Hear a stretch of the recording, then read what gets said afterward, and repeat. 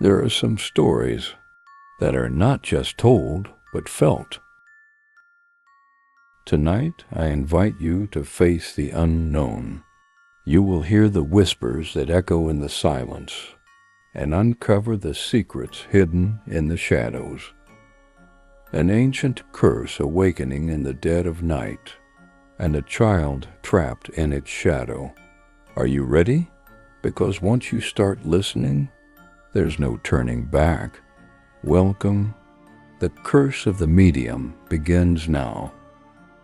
My name is Nathaniel, but everyone calls me Nate. I'm 10 years old, and I live in a small town in America. Our town is far from big cities, surrounded by old wooden houses, narrow streets, and endless forests. In this town, where everyone knows each other, the most talked about person was my grandmother. Because she was a medium, my grandmother claimed she could see people's pasts and futures and communicate with spirits. Ever since I was little, I had witnessed her abilities. People would come to our house seeking her help. They wanted her to find their lost belongings, bring messages from their deceased loved ones, or interpret their dreams. But the moments that scared me the most were when my grandmother talked to herself late at night. She would close her eyes, tilt her head slightly, and whisper words I couldn't understand. Once I asked her, "Grandma, who are you talking to?" She simply opened her eyes, smiled, and said, "They think you're still too young for me to tell you." I hadn't even asked who they were, but what I had heard was enough to unsettle me. Our town had a history. A very old church stood in the middle of the town. People went there to pray, but we sometimes heard that priests and nuns stayed inside for long hours at night. My mother always told me to stay away from it. "It's not just a place for prayers," she once said. "Sometimes it's used for deeper things." I didn't fully understand what she meant. The townspeople often spoke of old legends. They told stories about a priest who lived here in the 1800s and became cursed after practicing dark rituals. It was said that he performed ceremonies in ancient cemeteries at midnight, and that the townsfolk were too terrified to leave their homes at night. There was a rumor that a hidden chamber existed beneath the church, but no one could confirm it. One day, while walking home from school, I saw that the church door was slightly open. Curiosity got the better of me, and I stopped to peek inside. The hall was vast, and I saw nuns praying in a room filled with candles. But there was someone else in the center of the room, a frail old woman in a white gown. Her eyes were closed, and her hands were trembling. I thought she was performing a ritual, but then, suddenly, she opened her eyes and looked directly at me. It was as if her gaze reached deep into my soul. My heart started pounding. The woman slowly tilted her head and mumbled something with a faint smile. I had to run. I turned and sprinted home. That night I saw the same woman in my dreams. She was speaking to me, but I couldn't understand her words. The whispers echoed in my ears. I tried to wake up, but I couldn't move my body. Then I heard my grandmother's voice. "Calm down, Nate. They just want to talk to you." The next day, I was at my grandmother's house. Her library was enormous, filled with old books covered in dust. As I browsed the shelves, I noticed one book that looked different.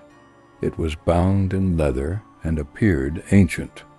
When I pulled the book, something unexpected happened. The wall beside the bookshelf shifted slightly. Behind it was a hidden room. I stepped inside cautiously. The room was dark, but I could make out an old wooden table covered in scattered papers. Among them were handwritten notes, my grandmother's writing. One paper caught my attention. Something is awakening in the church. They don't want it to return, but it's already here. Just then I heard my grandmother's voice behind me. "Nate, what are you doing in here?" I turned around quickly. She stood at the doorway, her face filled with concern. I tried to hide the paper in my hand, but she had already seen it. "Grandma, what does this mean?" I asked, my voice trembling. She sighed and stepped closer, gently placing a hand on my shoulder. "There's a lot you need to know, Nate," she said, "but you may still be too young for some of it." At that moment, we heard a soft tapping at the window. We both froze. My grandmother quickly walked over and pulled back the curtain, but outside there was nothing, only a strange whisper in the distance. "Listen to me, Nate," she said firmly. "Don't go near that place again, because once certain things wake up, sending them back is impossible." But it was already too late. That night a shadow appeared at my bedroom window, and that was only the beginning. That night something woke me from my sleep. When I opened my eyes, I saw a dark shadow in the corner of my room. It didn't move, but I could feel it watching me. My breath caught in my throat, and my body was frozen like stone. My heart pounded in my chest. Suddenly the shadow moved. Slowly it approached the window and disappeared. At that moment I wanted to scream, but no sound came out. It felt as if something was gripping my throat. When I finally blinked and snapped back to reality, the shadow was gone. I sat up in bed and looked out the window. There was no one in the yard, but I knew something had been watching me. When morning came, the dark circles under my eyes were deep and heavy. My grandmother studied me carefully at breakfast. "You didn't sleep well last night, did you?" she asked. I shook my head. "It was here, wasn't it?" she whispered. A shiver ran down my spine. "Who, Grandma?" I asked. She stared into her coffee. "We don't know yet. But if you felt its presence, that means it's trying to send you a message," she said. That day, instead of going straight home after school, I headed back to the church. I needed to know what was happening. As I got closer, I heard whispers coming from inside. I peeked through the slightly open door. A group of priests was gathered in a candlelit room, speaking in hushed voices. But one of them stood out from the rest. She was facing me, her lifeless face staring directly into my eyes. It was the woman from my dream. She stood there in her pure white dress, her hollow gaze locked onto mine. And then, in an instant, her eyes turned pitch black. She tilted her head slightly. I didn't wait to see what would happen next. I turned and ran. As I fled the church, a strange humming sound rose behind me. It wasn't just whispers anymore, it was a calling. A shadow fell across the church door. For a brief moment, it looked like a figure was forming. But when I blinked, it was gone. I could barely breathe. That evening, I sat at the dinner table with my mother and grandmother, staring at my plate in silence. "You saw something, didn't you?" my grandmother asked. I held my breath. That woman, in the church, she looked at me. But her eyes, I stammered. My grandmother took my hand. "They might be stronger than we thought," she murmured. My mother shot her a worried glance. "He's too young to know all of this," she protested, ... But my grandmother simply shook her head. "No, he's already part of this now. There's no turning back." That night, my grandmother came into my room. She was holding an old notebook. "This contains everything I've written over the years," she said. I opened it and found stories about our town rituals, curses, and forgotten legends.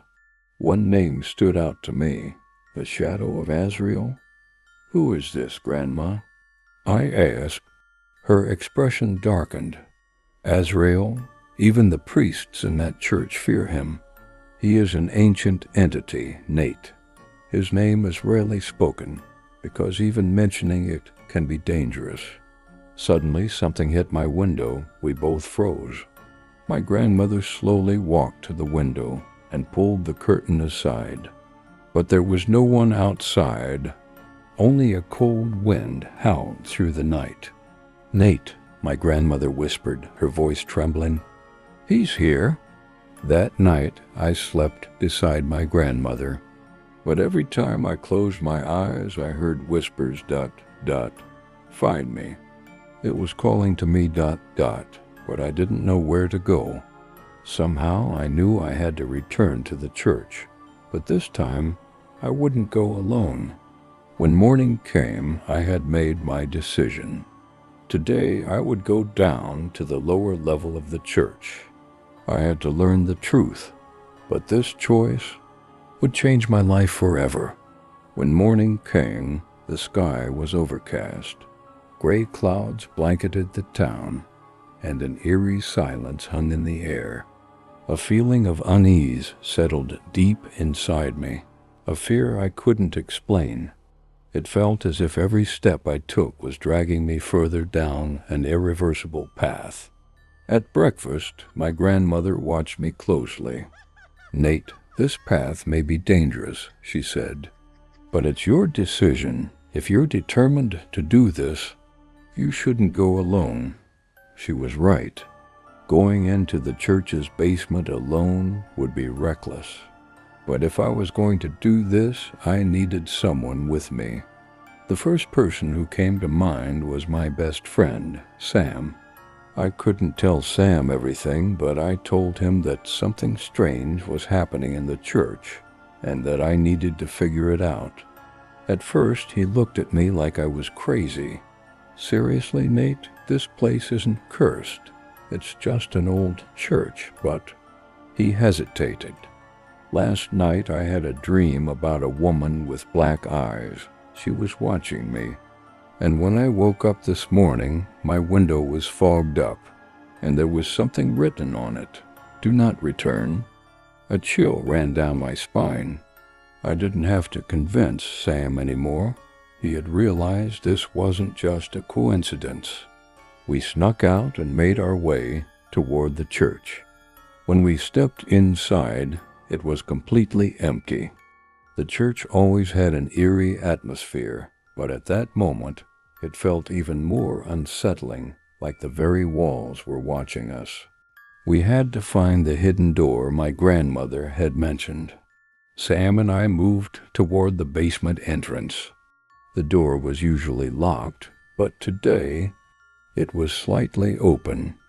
We pushed it open and started descending a dark stone staircase. The air was thick with the scent of mold and old books. The wooden steps creaked under our weight. My heart pounded in my chest. At the bottom of the stairs, a massive stone door stood before us. Strange symbols were carved into it, and in the center, old Latin words were etched. "Nox invocat tenebras, the night calls upon darkness." Sam's voice trembled. "I don't think we should open this." But there was no turning back now. The moment I touched the door, something shifted.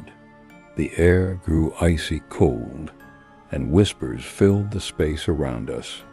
We stumbled back, but the door slowly creaked open on its own. Inside was something that resembled an ancient crypt. The walls were lined with stone pillars, and in the center stood an altar. Next to it was a chained figure. It was her, the woman from the church. But now her eyes were pitch black. Chains bound her to the altar, restricting her movements, but still she slowly turned her head toward us, ... When she opened her mouth, the whispers around us intensified. "Release me. or you will all become his victims." Sam took a step back. "Nate, we need to get out of here." But I couldn't move. The woman spoke again, but this time I didn't just hear her. Her voice echoed directly in my mind. "He has awakened and he is watching you." Suddenly, from the far corner of the room, a massive shadow emerged. As it moved, long, twisted arms stretched out from the darkness. It had no eyes, yet I knew it could see us. A name from my grandmother's journal echoed in my mind. The shadow of Azrael. Paralyzed with fear, I stood frozen as the woman let out a piercing scream. The chains rattled violently. The shadow lunged toward us. ... Sam grabbed my arm and yanked me back. "Nate, run!" We turned and bolted toward the entrance. The door was closing on its own. We ran with everything we had, barely squeezing through the gap before it slammed shut behind us. ... As we scrambled up the stairs, a deafening boom echoed from below. When we reached the main hall, the basement door shut itself with a final, thunderous slam, as if whatever was inside had been sealed away for now. Sam, breathless, turned to me. "What the hell was that, Nate?" I could only whisper one thing: "This isn't over." But the scariest part wasn't what we had just seen. It was the whisper that followed us as we ran. For now, as we made our way back home, we noticed a crowd gathered in the center of town. People were standing in a circle, murmuring to one another. Dread settled in my chest as we approached. Etched into the stone pavement were the same symbols from the basement. Someone had carved them into the ground overnight, and in the center of those markings was something we had never seen before: an old, leather-bound book. It looked just like my grandmother's journal, but this one was different. The cover bore only a single phrase: "The Return of Azrael." My hands trembled as I reached for the book, but the moment my fingers brushed against it, a deep, raspy breath echoed through the air. I spun around. The church doors were open. The old, leather-bound book we found in the town square carried a curse that seemed to pull us into its grasp. The cover bore the words, "The Return of Azrael." My hands trembled as I opened it. Inside there were Latin prayers, strange symbols, and writings about dark magic. But the most chilling part was written on the final page: "Once the gate is opened, a sacrifice must be made to close it again." A shiver ran down my spine. I didn't fully understand what it meant, but the growing fear inside me told me the truth was something far worse than I could imagine. Sam placed a hand on my shoulder. "We need to take this to your grandmother. She'll know what to do." We ran home. My grandmother was already waiting for us, as if she had sensed something. The moment she saw the book, her eyes widened. "Nate, this book was never supposed to be here. Who took it out? We found it in the town square. Someone must have left it there." She took a deep breath. "This is the final sign of Azrael's awakening. When the church doors open, he will fully cross into our world. If we don't stop him, this town will be cursed forever." "How do we stop him?" I asked, fear gripping my chest. She turned to the last page of the book. "A ritual must be performed, but it requires a sacrifice. And this won't be easy." My grandmother led us back to the church. Sam and I were shaking with fear, but we had no choice.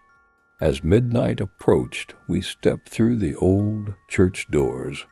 It was completely silent inside, but I could feel something watching us. ... The basement door was no longer closed. The heavy stone gate was wide open. My grandmother opened her ancient prayer book and began to chant. Her words echoed in the air, and the temperature around us dropped sharply. Then, from the dark corners of the crypt, the shadows moved. A tall, twisted figure emerged from the darkness. Its long arms stretched unnaturally, and though it had no eyes, I knew it could see us. Whispers filled the air. "It's too late. Azrael is already here." Sam backed away. "We can't stop this." "Nate, let's run." But my grandmother didn't move. "No, we can send him back, but someone must be sacrificed." In that moment I understood. She had known this all along. To seal Azrael away, someone had to give up their life. Tears welled in my eyes. "No, you can't." But she simply shook her head. "Nate, this is my fate. You and Sam must live. I can't let him stay here." She spoke the final words of the ritual, raising her hands toward the sky. Azrael let out a deafening scream. His form twisted violently, as if being torn apart. The light around my grandmother grew brighter and brighter. A final, agonized shriek rang through the crypt, and then everything went black. When I woke up, I was lying in the middle of the church. Sam was beside me, but my grandmother was gone. Only her prayer book and the ancient symbols carved into the ground remained. The door to the basement was shut, the crypt was sealed. Azrael was gone, but so was she. After that night, the town returned to silence. The church was abandoned. My grandmother's disappearance remained a mystery. But I knew the truth. She had sacrificed herself to protect the world. Sometimes late at night, I hear a whisper in the wind. "I'm watching over you, Nate, you're safe." And every time I close my eyes and I whisper back, "Thank you." The end. Some stories are not just told, they are felt. Is this the end of a curse or the beginning of something new? Darkness is always with us, sometimes as a shadow, sometimes as a whisper. But remember, everything comes at a price. Don't forget to close your window at night, and never listen to the whispers. See you in the next story, if you're still here.